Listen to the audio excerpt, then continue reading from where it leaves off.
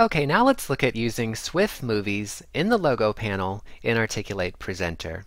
So here's an example of a Swift movie playing in the logo panel, and later in this screencast we'll look at a couple of options for creating this scrolling image effect. But first, if you're going to use a Swift movie in the logo panel, there are several things that you'll want to remember, and you'll need to carefully consider the ramifications of doing this. First of all, make sure you follow the Flash Movie best practices for Articulate Studio 09, and there is a knowledge base article for this, which I will give you the link for. Then also remember that the maximum dimensions of the logo panel are 244 pixels wide by 324 pixels high. Also note that the user will not be able to control the movie, so they can't pause it, rewind it, fast forward it, or stop it. It will simply play continuously throughout the presentation in a loop, in a never-ending loop. And because of that, you may not want to add audio to the Swift file. It's something to really think about and test out, because even if the user switches to no sidebar view or slide-only view in the presentation, the video, although it's hidden, is going to continue to play and you'll be able to hear the audio. So with those things in mind, then if you have a Swift movie already that you want to use in the logo panel, all you need to do is import that into your logo library in Articulate Presenter and publish your presentation. If, however, you have a movie that you want to use but it's not in SWF format, then you'll need to convert it first. And there are a number of video programs on the market that include options to export or save to various file formats, and one of those may be SWF.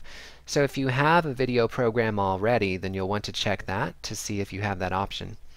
If you don't have a paid program that does that, then you can do a web search for free programs that do that. I have one here that I will provide a link for. It's Free Video to Flash Converter.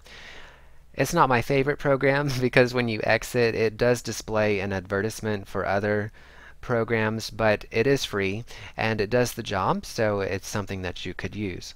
Once you've converted it to SWF, again, you would just import it into Presenter and publish. Now, if creating videos and editing them and converting them and all of that is not your cup of tea, you can still create something like the scrolling image effect, and we'll talk about a couple of ways to do that now.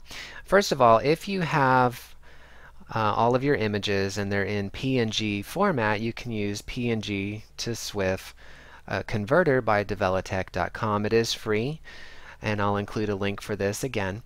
And it's very simple to use. You add your files, set the number of seconds for each slide to display, make sure you set the frames per second to 30, and then choose a location where you want to save it and click Convert. It goes really quick and it does a good job. So that's something to think about. If your files or your images are not already in PNG format, or if you need to do some editing to them, you can import them into a PowerPoint presentation, one per slide, and then go to the File Save As menu, and you will have an option for to save it as a PNG file format. And when you do, it's going to ask you, do you want to export every slide or just the current slide? So you would tell it every slide. And then once you've done that, again, you would just add your files to PNG to Swift and convert it to a Swift file. Another option, if you have PowerPoint 2010, and I like this option better, there is a Save As option for WMV, or Windows Media Video. So you could save your presentation as a WMV file and then use something like Free Video to Flash Converter to convert it to Swift, and then import it into your presentation. The nice thing about this method is it allows you to add animations and transitions, like I added a dissolve, and then set the slides to advance automatically after a certain number of seconds. So then when you do that, you would get something like this. So it's a nice, easy, simple way to create Swift movies for your presentations without expending much effort or any cost. Alright, so all of the programs we talked about and the article, I'll include links for those in the description for this screencast.